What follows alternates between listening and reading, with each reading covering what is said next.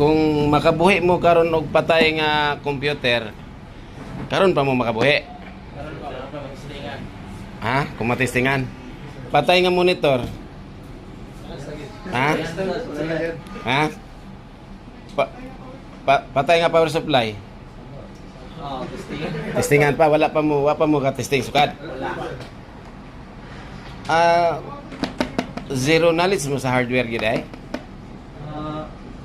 Depende Hardware siguro ka ng board. Dili siguro sa tanan hardware sir. Nalay specific kay lahi man tong ang sa school kun nga ipang buwan. Ang sa school, unsa man gid inyong gi-take kuan dito? Kanang na sa programming mo.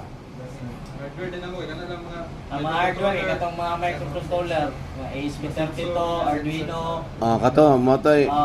dayon katong mga logic gates. So pag-install ra man na kanang magkuan pero kanang magbuhi mo sa patay. Wala. Sa hardboard board level ba? Wala ka experience. Wala gid mo. Wala. So sa tupa kung makabuhi na mo karon og monitor kana karon pa mo makabuhi. Karon pa mag-testingan. Kung makabuhi mo karon og power supply, Karon pa gyapon. dai 9,000 ang kantidad ng power supply dire asimdula. Dai.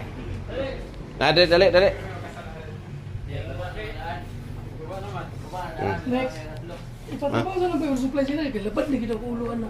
Si engineer naglabad ang ulo ni engineer ani oh.